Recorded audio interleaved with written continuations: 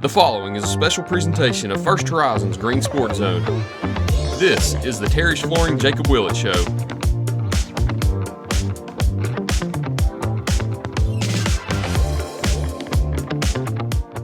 Welcome back to First Horizons Green Sports Zone, and welcome back to this week's edition of the Terry's Flooring Jacob Willett Show, where we cover everything out here on the Diamond in Lower Afton with the Chuckey-Doak Black Knights baseball team. We'll recap the past few games with Chuckey-Doak and look ahead at what's next as the regular season winds down.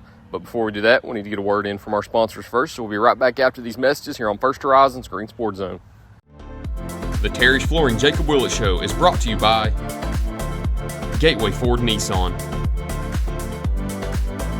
Tommy's Plumbing, and Terry's Flooring.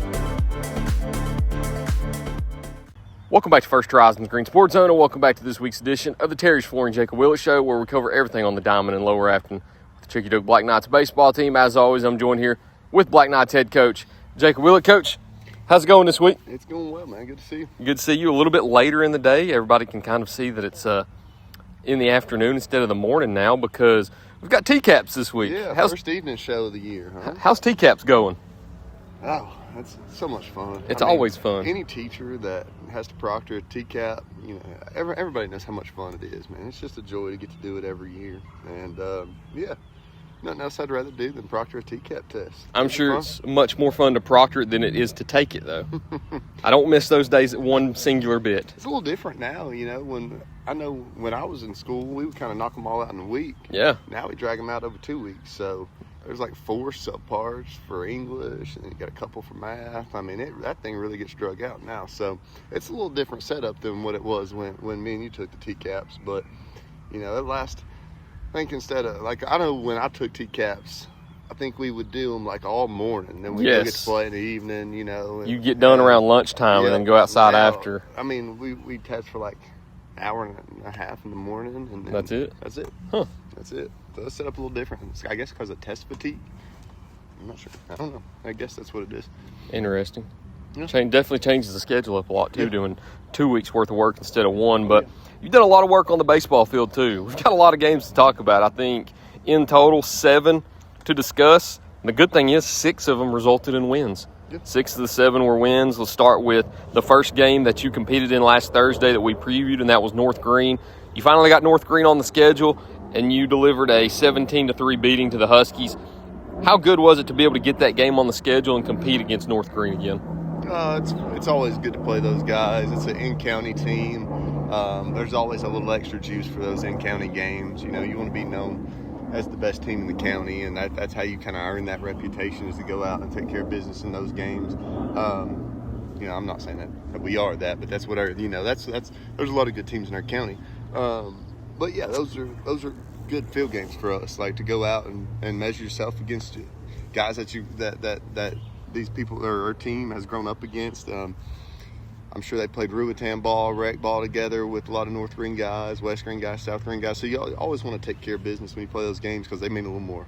So it's always good to come out and get a win in a game like that. You know, never going to complain about winning to a county team for sure. There's been a lot of games here, and I think we won 16 out of our last 20. Wow. Yeah, started off rough, but since then we've been on a good roll here. We got to keep it rolling. Yeah, I know we talked about the bats heating up last week, and it looked like that carried over with all the wins we have to talk about. And we'll talk about the Buddy Hawk Classic next. Before we talk about the actual games themselves, how was it hosting the Buddy Hawk Classic again this year? It's always a pleasure to host the tournament. Appreciate the Parks and Rec for giving us the opportunity to host that. We get to play a lot of different teams that we don't typically get to play. We play a team from Kentucky. We played a team from Chattanooga. And we get to play them here, right? We don't have to go on the bus for 4 or 5 hours to go play a team that we wouldn't get to normally see. So we saw some good teams, quality teams, and we played okay. The first game against East Hamilton, we dropped that one, and you know that's when we kind of let slip away. We didn't do what we needed to do to win that game. We lost by 1 run against a pretty good little team. We just made too many mistakes, and I've talked about this earlier in our previous shows about how when you're playing a really, really good team, you can't give them free runs, free outs, free at-bats. Mm-hmm. And we made a couple too many mistakes that game to lose by 1. You know, it just takes 1 mistake to lose by 1 run. And then if you make 2 or 3 or 4 mistakes, now you really gave them runs that we really shouldn't have on the board against us. And I'd like to see how that game plays out if we play clean baseball. But unfortunately, we didn't. But we bounced back. Played well against Hazard. They're another pretty good team there. It was a good win for us. And then we got to play Hampton again. So, overall, we went 2-1 in the Buddy Hawk. I'd like to go 3-0, but decent little showing for us in the Buddy Hawk. Friday was a long day of baseball. Mm-hmm. That was a long day of baseball because I think you all were here. The game ended earlier, correct? Mm-hmm. And it was close to 9 o'clock by the time it was over, and you all started 5 o'clock maybe. Yeah. And then with East that Hamilton. Saturday was another long day. Then you wake up and play a noon one with Hampton. Yep. And then I was here all day with tournament going on, and we had a middle school game after that. So it was a long weekend for me. I don't think I left this place. But it didn't fault you, or it didn't hurt you one bit when it comes to coaching, and it didn't hurt them one bit when it comes to fatigue, because since then, knock on wood, not to jinx anything, but I think everybody gets what I'm pointing at here, as you continued with another win against a high-quality 1A team in University High. One would say that might be one of your best wins on the season. So how did you get it done when you played the Bucks? Lincoln started the game on the mound, really didn't have his best stuff, but found a way to compete with what we were working with. Like, he competed and kept us in the game even when he didn't have his best stuff. And then the guys that we threw in after him all had quality outings. We got quality outings out of everybody that threw in that game. And then offensively, we were able to put 10 runs up against pretty good pitching. So anytime you can put up 10 runs, you've got a pretty dang good shot. So the offense really showed up in a big way in that game. I think you got the box score pulled up? I don't. No, we had a lot of hits that game. I want to say we had like 16 hits against some pretty good arms. So yeah, they're a great baseball team. I think they're one of our quality wins for sure this year. We've had a couple of quality wins now, and they're all of late, right? We didn't have any at the start of the year, and I kind of voiced some frustrations there at the start of the year because I knew we were capable, and we just didn't show up and play the way we were capable of playing. Now we're starting to see it. It's starting to click. We're starting to get rolling. Hopefully we keep it rolling in the postseason. And now continuing into Tuesday, where you had a doubleheader back-to-back with Apostolic Christian Academy and Johnson County, and you get a 9-3 win over Apostolic Christian, and then you move into the Johnson County game, which is the more important game, and it was a nerve-wracking game. It was a nail-biter all the way down to the finish whenever you come back and finish the Longhorns off with a walk-off win. So take me through Tuesday's action. Another long day of baseball for us. Another long day. Yeah. But, I love baseball. I love being here. There's no place I'd rather be than at the baseball field. But we did not play well on Tuesday. Did not play well. Did not show up. Did not have our best stuff. We got, really quality again for like the third time this week. We've got really quality pitching out of our bullpen. Our starter didn't have his best stuff against Johnson County. Expect him to bounce back, but it is what it is. And then Murray came in and absolutely competed, and I think he gave up 2 hits through 5 innings in relief. And then Crum came in and held the door shut there. An exciting game for sure. Nerve-wracking game. One that, I'd like for us to show up and swing it a little better than what we did. But we didn't do it. It's not always going to happen. It's baseball. It's a crazy game. Some days the bats just aren't going to get rolling. And that was one of those games where, and I kind of talked to our guys about it, we don't have our best stuff. We're not playing well at all. Great teams find a way to win this game. Like, we should lose this game with how we've played. Great teams still find a way to win it. And we did that late in that game. Against all odds, with 2 outs and nobody on base, down a run in extra innings, we pieced together enough ABs there to win that game in the bottom half of the 8th. And an important one also, because I know you were already locked into the 2 seed, but we spoke about it last week that determined the final seeding for the district tournament. We can go ahead and speak about that now that we know it's finalized. The 1 seed Unicoi County, the 2 seed Chuckey-Doak, the 3 seed West Green, the 4 seed Johnson County, the 5 seed Happy Valley, and the 6 seed South Green. If you'd like to see the bracket, you can go on our page on Green Sports Zone on Facebook and check that out, assuming you are on here watching it on Facebook. If you're on YouTube, then go to the Facebook page and check it out. The bracket is already up and posted. But Yeah, you're right. I mean, we've got some regular season games left. We've got 3 to talk about in the back half. But now that conference is finished, how do you feel like your conference slate ended this year? You don't want to finish second, but against all teams not named Unicoi County, we went 8-0. So, yep. Unicoi, we got to go get those guys in the tournament. But conference-wise, I think we played.